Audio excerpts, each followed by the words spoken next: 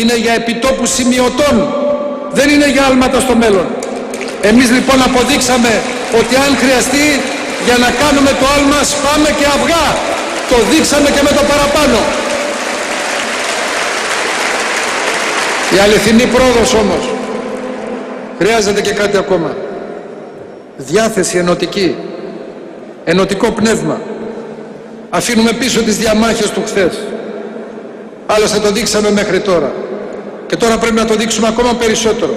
Γι' αυτό και κλείνω με το προσκλητήριο που έκανα χθες σε όλους εκείνους που ήταν μαζί μας, αλλά κάποια στιγμή για οποιοδήποτε λόγο απομακρύνθηκαν, αλλά και σε όλους τους απλούς πολίτες, τον απλό, τον Έλληνα που βλέπετε δίπλα σας, στον δρόμο, στη γειτονιά, στη δουλειά, στο εργοστάσιο, στην περιφέρεια, στο χωράφι, για αυτόν μιλάω, που απομακρύνθηκε για κάποιο λόγο, στον απλό πολίτη που δεν ήταν ποτέ μαζί μας και τώρα νιώθουν ότι υπάρχει η ανάγκη να φτιάξουμε αυτή τη νέα Ελλάδα. Τη βλέπετε τη σημαία μας.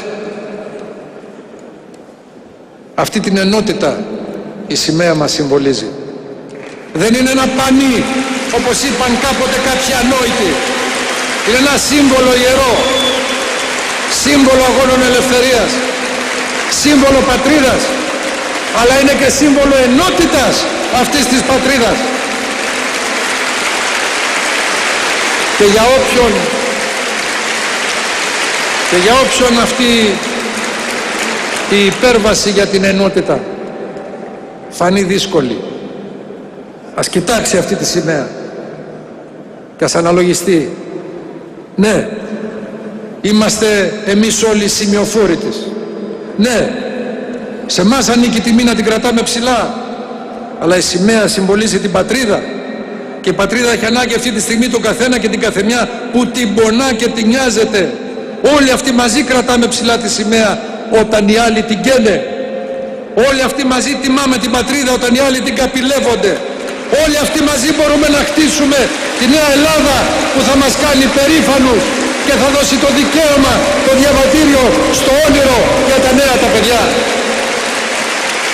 Απευθύνω λοιπόν από αυτό το βήμα του συνεδρίου μας προσκλητήριο για την ενότητα της κεντροδεξιάς, της παράταξής μας που είναι στήριγμα της πατρίδας στα δύσκολα και δύναμη ενότητας του έθνους, αλλά παράλληλα σας λέω, ανοίξτε τις πόρτες και της καρδιάς σας και της οργάνωσής μας σε κάθε πολίτη, σε κάθε απλό άνθρωπο, πέρα και πάνω από κόμματα που συναισθάνεται αυτές τις δύσκολες ώρες τη φωνή της πατρίδας, τη φωνή της λογικής, την ανάγκη της ενότητας που συμβολίζει η σημαία μας.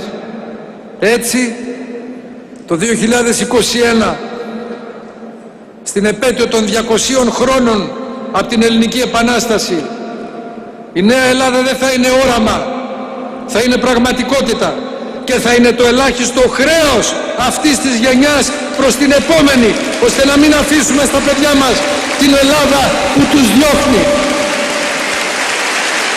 αλλά να τους δώσουμε μια χώρα που τους δίνει προοπτικές και τους κάνει περήφανους. Τους το χρωστάμε και το μπορούμε. Αφήνουμε λοιπόν, και αυτό είναι το μήνυμά μου, αφήνουμε στους άλλους τη μιζέρια και το μίσος. Εμάς μας ενώνει η αγάπη για την Ελλάδα. Ελάτε να φτιάξουμε όλοι μαζί τη νέα Ελλάδα. Σας ευχαριστώ πάρα πολύ. Καλή δύναμη, καλό αγώνα κάθε μέρα, καλό αγώνα. Συνείδησης αγώνα, αγώνα για την πατρίδα, αγώνα για τη σημαία, αγώνα για τα νέα τα παιδιά, αγώνα για να ενώσουμε την Ελλάδα και τους Έλληνες. Ευχαριστώ πάρα πολύ. Καλή δύναμη. Ευχαριστώ πάρα πολύ.